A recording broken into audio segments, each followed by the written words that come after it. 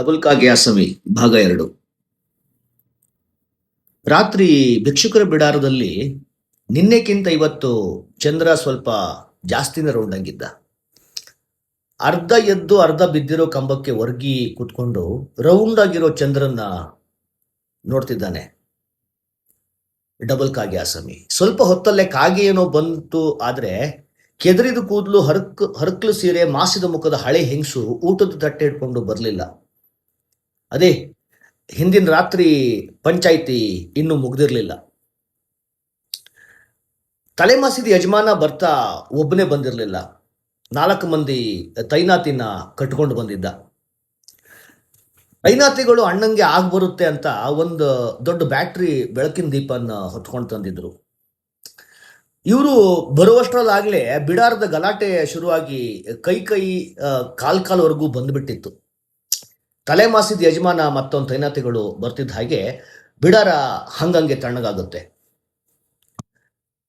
ತಲೆಮಾಸಿದ ಯಜಮಾನ 3.25 ಕಾಲ್ ಕುರ್ಚಿ ಮೇಲೆ ಕೂತ್ಕೋತಿದ್ದ ಹಾಗೆ ತೈನಾತಿ ಬೆಳಕು ಹಚ್ತಾನೆ.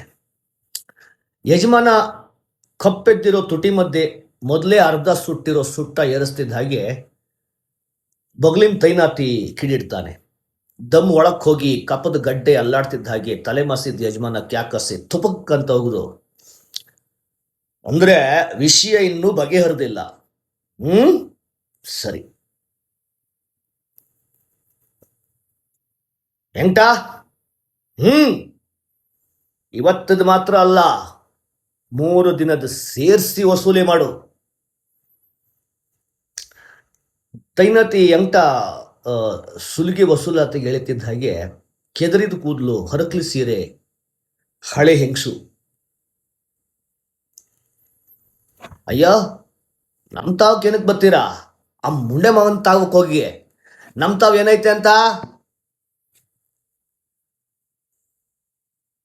ಅಷ್ಟೇ ಬಡವೆ ಸಿಟ್ಟು ದವಡೆ ಮೂಲ ಅನ್ನೋ ಹಾಗೆ ಎಂಟ ಫೈಡ್ ಅಂತ ದವಡೆ ಮೂಲಕ್ಕೆ ಇಕ್ಕಿದ್ರೆ ಪಾಪ ಆಕಿ ಅಮ್ಮ ಅಂತ ನೆಲಕ್ಕಚ್ಚಿದವಳು ಮತ್ತೆ ಮೇಲೆ ಕೇಳಲಿಲ್ಲ. ಅಯ್ಯೋ ಜಾಜಿ ಅಂತ ಒಬ್ಬ ಮುದಿಯ ನೆಲಕ್ಕಚ್ಚಿದವಳ ಹತ್ರ ಸಾಂತಾನಕ್ಕೆ ಅಂತ ಓಡ್ ಬರ್ತಾನೆ. ಮುದಿಯನ ಮಾತಿನ ಶೈಲಿ ಮತ್ತವನ ಧ್ವನಿ ಆಲಿಸಿ ಗಮನಿಸ್ತಾ ಇದ್ದ ತಲೆಮಾಸಿದ ಯಜಮಾನಂಗೆ ಡೌಟ್ ಬರುತ್ತೆ. ಈ ಆವಾಜು ಅದೆಲ್ಲೋ ಕೇಳಲಾಗಿದೆಯಲ್ಲ, ಲೇ ನೀನೇ ಏನೋ ನಿನ್ನೆ ಗಾಂಚಲಿ ಕರೆದವನು ಎಂದು ಕಣ್ಣರಳಿಸಿ ನೋಡಿದ್ರೆ ಬೆಳಕಿಗೆ ಅವಕ್ಕಾದ ಮಿಕದಂತೆ ಮುದಿಯ ಕತ್ತೆತ್ತಿ ನೋಡ್ತಿದ್ದ ಹಾಗೆ ಯಜಮಾನಂಗೆ ಖಾತ್ರಿಯಾಗುತ್ತೆ. ಸಿಟ್ಟಿಂದ ಆತ ಹುಳ ಹಿಡಿದಿರೋ ಹಲ್ಲನ್ನ ಕಟ ಕಟ ಕಟ ಅಂತ ಕಡಿತಾ, ಏನ್ ನೋಡ್ತಾ ಇದ್ದೀರಾ? ಹೋಗಿಕ್ರು ರಂಡಿ ನನ್ನ ಮಗಂಗೆ. 4 ಜನ ತೈನಾತಿ ಸೇರಿ ಪಾಪ ವಯಸ್ಸಾದ ದಂಪತಿಗಳನ್ನ ನಸೋ ಇಚ್ಛೆ ತೊಡಸ್ತಾರೆ.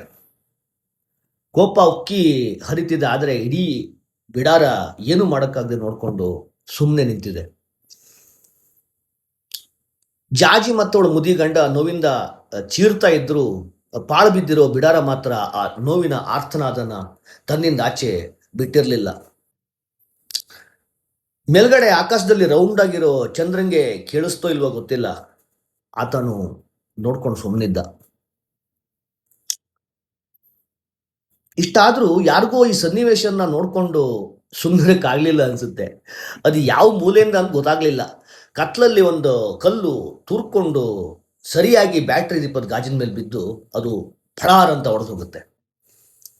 ಅದರ ಆಚೆ ಅಷ್ಟೇ ಬೇಗ ದೀಪನೂ ಆರೋಗಿ ಭಿಕ್ಷುಕರ ಬಿಡಾರದಲ್ಲಿ ಕತ್ಲೇರ್ತಿದ್ದ ಹಾಗೆ ಕೆಳಕ್ಕೆ ಬಿದ್ದು ನರಳುತ್ತಾ ಇದ್ದ ಜಾಜಿ ಮತ್ತವಳು ಮುದಿ ಗಂಡಂಗೆ ಮೈ ಮೇಲೆ ಬಂದಂಗಾಯ್ತೇನು. ಅವರಿಬ್ರು ಒಂದೇ ಏಟಿಗೆ ಠಣ್ ಅಂತ ಎದ್ದು ನಿಂತರೆ ಎದುರುಗಡೆ 3.25 ಕಾಲ್ ಕುರ್ಚಿ ಮೇಲೆ ಕೂತಿದ್ದ ತಲೆಮಾಸಿದ ಯಜಮಾನನು ಅಷ್ಟೇ ಬೇಗ ಅಷ್ಟೇ ದಂಗಾಗಿ ಏನಾಯ್ತು ಅಂತ ಎದ್ದು ನಿಲ್ತಾನೆ.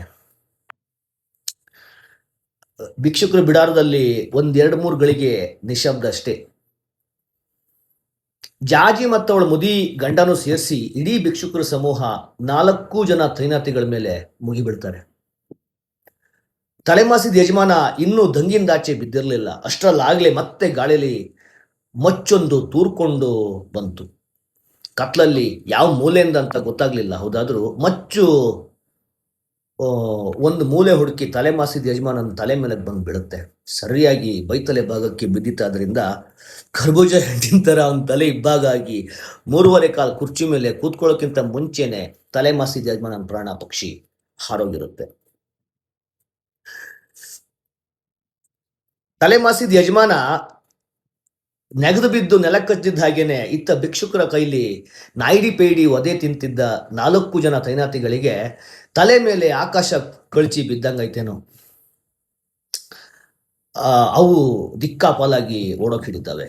ಆದರೆ ಇವು ಬಿಟ್ಟವ ಚಿಕ್ಕ ಮಕ್ಕಳಾದಿಯಾಗಿ ಎಲ್ಲರೂ ಒಟ್ಟಾಡ್ಸ್ಕೊಂಡು ಹೋಗಿ ಕಲ್ಲಲ್ಲಿ, ಇಟ್ಟಿಗೆಯಲ್ಲಿ, ಕೈಗೆ ಸಿಕ್ಕಿದ್ರಲ್ಲಿ, ಬರಿಗೈಯಲ್ಲಿ ಅಂತ ಬೇರೆ ಬೇರೆ ತರ 4 ಜನ ತೈನಾತಿಗಳ ಕತೆ ಮುಗಿಸೇ ಬಿಡ್ತಾರೆ.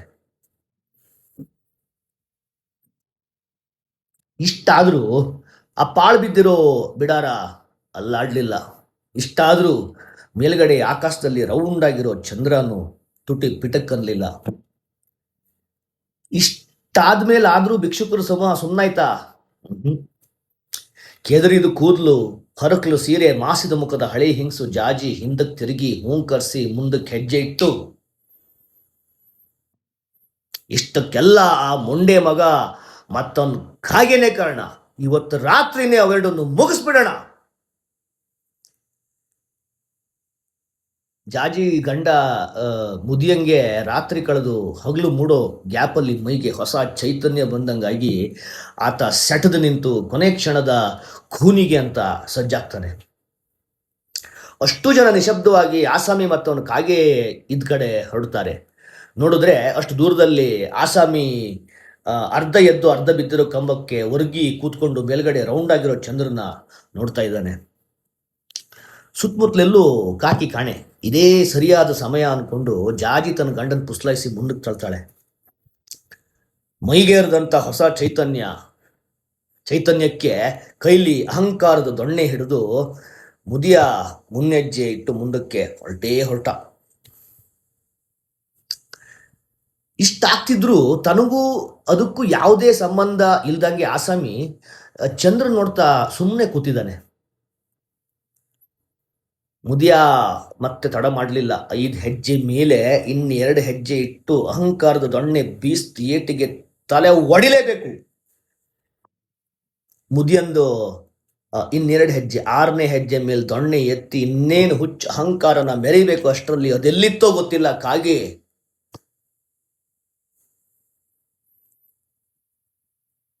ಕಲ್ಲು ಮಚ್ಚಿನ ಥರ ಗಾಳಿಲಿ ಅದ್ಯಾವುದೋ ಮೂಲೆಯಿಂದ ಹಾರ್ಕೊಂಡು ಬಂದು ಮುದಿ ದೊಣ್ಣೆ ಮೇಲೆ ಎರಗುತ್ತೆ. ಕಾಕ ಪ್ರಹಾರದಿಂದ ಅವಕ್ಕಾದ ಮುದಿಯ ಕಕ್ಕಾಬಿಕ್ಕಿಯಾಗಿ ಬೆದರಿ ತತ್ತರಿಸಿ ಹುಯಿಲಿಡ್ತಾ ಮಡದಿ ಜಾಜಿ ಮತ್ತ ಉಳಿದವರನ್ನ ತಳ್ತಾ ದಿಕ್ಕಾಪಾಲೆಗಲ್ಲಿಂದ ಕಾಲ್ಕಿಡ್ತಾನೆ. ಕತ್ಲಲ್ಲಿ ಅಚಾನಕ್ಕಾಗಿ ಆದ ಘಟನೆ. ಮುದಿಯ ಮುಂದೆ, ಮುದಿಯನ ಹಿಂದೆ ಒಂದಿಡೀ ಭಿಕ್ಷುಕರ ಸಂಸಾರ. ಕತ್ತಲೆ ಈ ಕಣ್ಣ ಮುಚ್ಚಲೆ ಜಾಸ್ತಿ ಹೊತ್ತು ತೂಗ್ಲಿಲ್ಲ. ಮುದಿಯ ಓಡ್ತಾ ಹೋಗಿ ಒಂದು ಕಂಬಕ್ಕೆ ಬಡ್ಕೊಂಡ್ರೆ ಕಂಬ ಮುರಿದು ಮೇಲಿನ ಚಾವಣಿ ಕಳ್ಚಿ ಬಿದ್ದೇ ಬಿತ್ತು. ಮೊದಲು ಮುದಿಯ, ಆಮೇಲೆ ಅವ್ನು ಮಡದಿ ಜಾಜಿ, ಅದರ ಮೇಲೆ ಅವ್ರ ಅಕ್ಕಪಕ್ಕ ಇದ್ದವರ ಮೇಲೆಲ್ಲ ಚಾವಣಿ ಬಿದ್ದು ಆ ಪ್ರಕಾರವಾಗಿ ಕತ್ಲೆ ಕಣ್ಣ ಮುಚ್ಚಾಲೆ ದುರಂತ ಅಂತ್ಯ ಕಾಣುತ್ತೆ.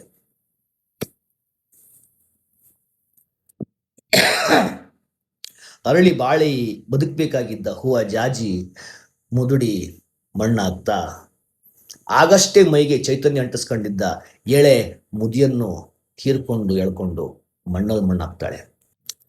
ಬಿಡಾರ ಒಂದಿಷ್ಟು ಜನರನ್ನು ಅಕ್ಷರಶಃ ಮಣ್ಣು ಮಾಡಿದ್ರೆ ಇನ್ನು ಉಳಿದವರು ಓಡ್ ತಪ್ಪಿಸ್ಕೊಂಡು ಬಚಾವಾಗ್ತಾರೆ.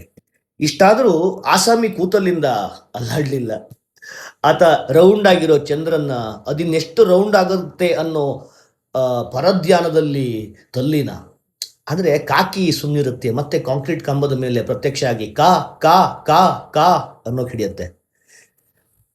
ಚಂದ್ರನ ಶುಭ್ರ ಬೆಳಿಗ್ಗೆ ಹೊಂದಿಕೊಂಡಂತಿದ್ದ ಆಸಾಮಿಯ ಕಣ್ಣುಗಳು ಅದು ಕಾಕ ಜರೂರತ್ತೇನೋ ಎಂಬಂತೆ ಕಣ್ಣುಗುಡ್ಡೆ ಅಷ್ಟು ಮಾತ್ರ. ಆಸಾಮಿ ಕಣ್ಣುಗಳು ಅದು ಕಾಕ ಜರೂರತ್ತೇನೋ ಎಂಬಂತೆ ಕಣ್ಣುಗುಡ್ಡೆ ಅಷ್ಟು ಮಾತ್ರದ ಕಪ್ಪುಗಿಟ್ಟಿಸಿಕೊಂಡು ಕಾಗಿಯನ್ನು ಅಂಗೀಕರಿಸುತ್ತಾ ತನ್ನ ಬೇಡುವ ತಾಟವನ್ನು ಹಿಡಿದು ಎದ್ದೇಳುತ್ತಾ ಹಾರಿ ಮುಂದಕ್ಕೆ ಹೋಗುತ್ತಿದ್ದ ಕಾಗಿಯನ್ನು ಹಿಂಬಾಲಿಸುತ್ತಾನೆ. ಅಷ್ಟರಲ್ಲಾಗಲೇ ಆಸಾಮಿ ಮತ್ತವನ ಕಾಗೆ ಹಿಂದೆ ನೆಲಸಮ ಆದ ಬಿಡಾರದ ಸುತ್ತ ಕತ್ಲು ಕಳೆದು ಮಬ್ಬುಗತ್ಲೇರಿತ್ತು. ತೀರ ಬಲು ದೂರ ತೀರ ಯಾನ, ಕ್ಷೀರ ಭವಸಾಗರದಾಚೆಗಿನ ಗಾನ. ಅಷ್ಟೇ, ಅವರೆಲ್ಲೋ ಇವರೆಲ್ಲೋ. ಕಾಗೆ ಜೀವ ಉಳಿಸಿತ್ತು, ಆದರೆ ಒಂದಿಡೀ ಬಿಡಾರನ್ನ ಉಳಿಸಿತ್ತು. ಇದು ಶುರುವಾದದ್ದಾದರೂ ಎಲ್ಲಿಂದ ಅಂತನಾ? ಅದು ಯಾವುದೋ ಒಂದು ರಾತ್ರಿ ಜಾಜಿ ಹೊಟ್ಟೆ ಉರಿ ತಡ್ಕೊಳಕ್ಕಾಗದೆ ಆಸಾಮಿ ಕಾಸು ಕದೀತಾಳೆ. ಇದನ್ನು ನೋಡಿ ಜಾಜಿ ಗಂಡ ಜಾಜಿ ಕಾಸು ಕದೀತಾನೆ. ಇವಿಷ್ಟನ್ನು ನೋಡಿ ಕಾಗೆ ತಾನು ಏನು ಕಮ್ಮಿ ಇಲ್ಲ ಅನ್ನೋ ಹಾಗೆ ಮುದಿಯನ್ ಕಾಸು ಕದಿಯುತ್ತೆ. ಕಾಗೆ ಕದ್ದಿರೋದು ಉಳಿದಿರೋರಿಗೆ ಗೊತ್ತಾಗದೆ ನಮ್ಮಲ್ಲೇ ಯಾರೋ ನಮ್ಗೆ ಗೊತ್ತಾಗದ ಹಾಗೆ ಕದೀತಿದ್ದಾರೆ ಅಂದ್ಕೊಂಡು ಮಿಸ್ಸಿಂಗ್ ಲಿಂಕಿಂದ ಇಡೀ ಬಿಡಾರನ ತಲೆ ಮೇಲೆ ಬೆಳೆಸ್ಕೊತಾರೆ. ಅಷ್ಟಲ್ಲದೆ ಸುಮ್ಮನೆ ಹೇಳ್ತಾರ, ಪಿಕ್ಚರ್ ತೋರಿಸೋದು ಬೇರೆ, ಪಿಕ್ಚರ್ ಬಿಡಿಸೋದು ಬೇರೆ.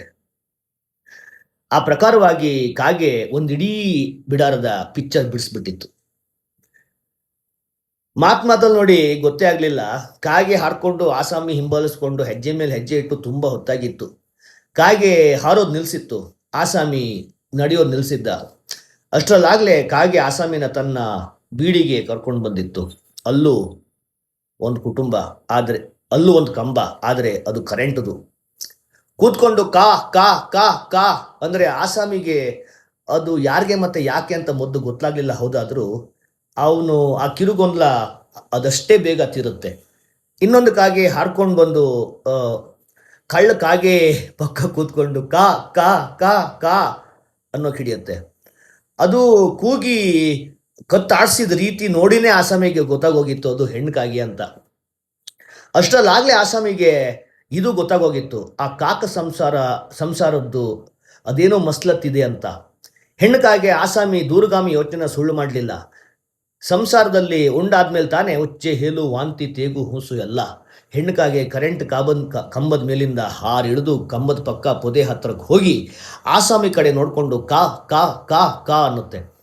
ಭಿಕ್ಷುಕರ ಸಂಸಾರ ಕಳ್ಕೊಂಡು ಬಂದಿದ್ದ ಆಸಾಮಿಗೆ ಒಂದು ಹೊಸ ಕಾಕ ಸಂಸಾರದ ಪರಿಚಯ ಆಗೋದ್ರಲ್ಲಿತ್ತು. ಪೊದೆ ಹತ್ರಕ್ಕೆ ಹೋಗಿ ಬಗ್ಗಿ ನೋಡಿದ್ರೆ ಒಂದು ಗೂಡು. ಹೆಣ್ಣಕ್ಕಾಗೆ ಪರವಾಗಿಲ್ಲ ಹೋಗಿ ನೋಡು ಅನ್ನೋ ರೀತಿ ಆಸಾಮಿನ ಪುಸ್ಲಾಯಿಸುತ್ತೆ. ಆಸಾಮಿ ಗೂಡು ಒಳಕ್ಕೆ ಬಗ್ ನೋಡಿದ್ರೆ ಎಲ್ಲ ದೊಡ್ಡ ಬಿಲ್ಲೆ ನೋಟ್ಗಳೇ, 100, 200, 500 ನೋಟ್ಗಳಲ್ಲಿ ಗೂಡು ಕಟ್ಟಿ 2 ಮೊಟ್ಟೆ ಇಟ್ಟಿತ್ತು ಆ ಕಾಕ ಸಂಸಾರ. ಸರಿ, ನೋಡಿದೆ ಇನ್ನೇನು ಅನ್ನೋ ರೀತಿಯಲ್ಲಿ ಕರೆಂಟ್ ಕಂಬದ ಮೇಲಿರೋ ಗಂಡು ಕಾಗೆ ಕಡೆ ನೋಡ್ತಾನೆ.